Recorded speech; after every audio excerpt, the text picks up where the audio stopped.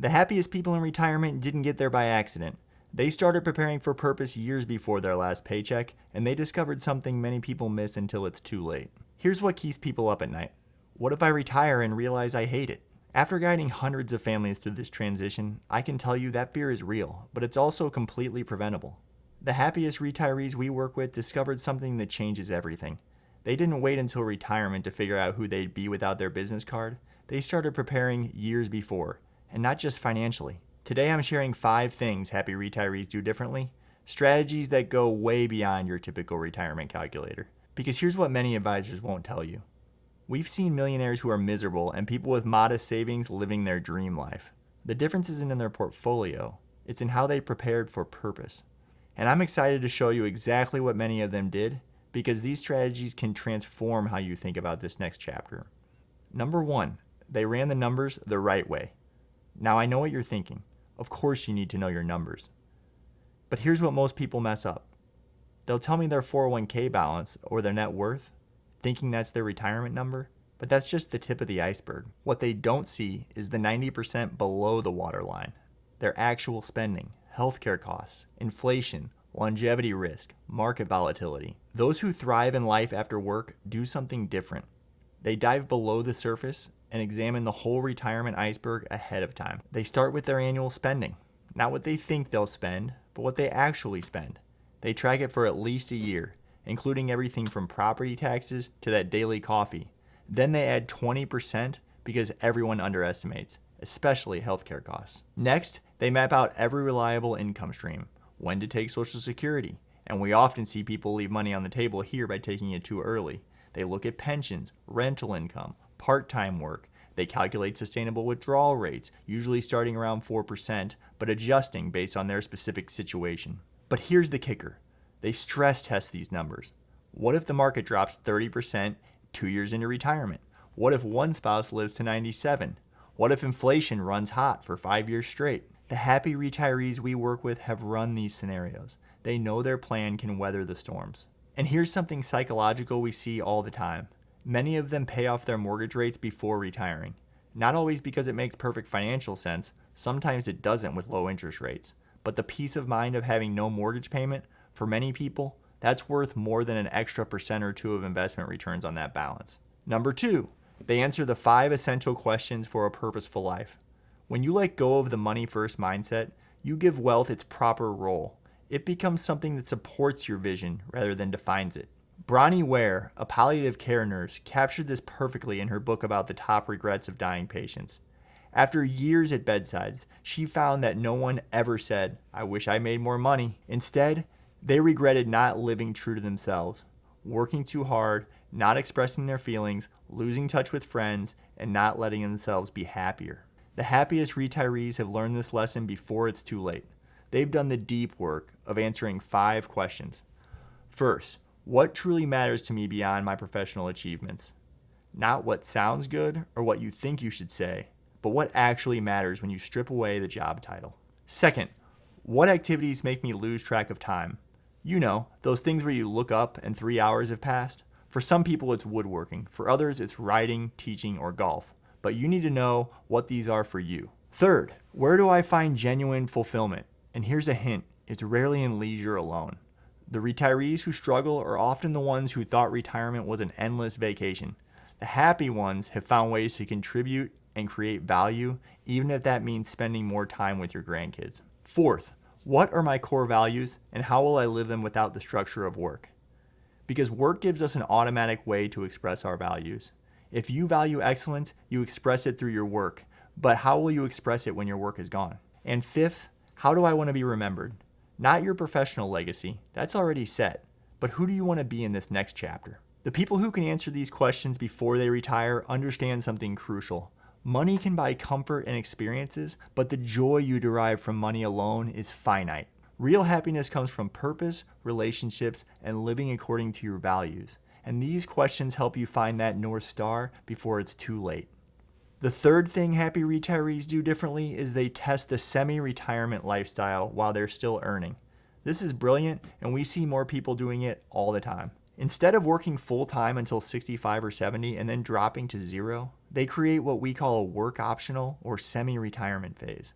Sometimes they're already financially independent, but often they choose to slow down, knowing full well it will delay their eventual full retirement date, and they're okay with that trade-off. Maybe they shift to consulting 3 days a week, or they take on a project that interests them. Some go from managing large teams to doing specialized work with no direct reports. Others start teaching at a local college 2 days a week. They might still be saving, just at a slower pace, or they've stopped saving but aren't drawing from their nest egg yet either. This phase typically lasts 2 to 5 years, and it does something powerful. First, it lets them test what less structure feels like while still having some routine.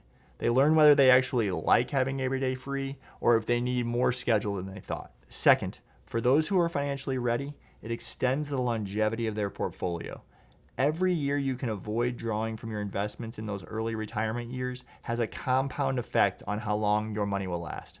We've seen this add 5 to 10 years of financial security to a financial plan. But the biggest benefit is psychological. It's like learning how to swim in the shallow end.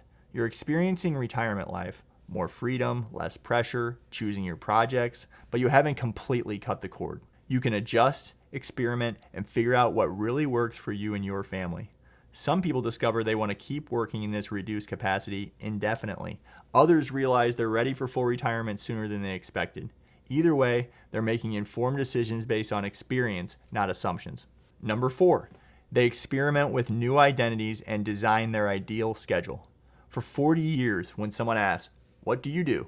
you had an answer. "I'm a marketing director. I run a manufacturing company. I'm a hospital administrator."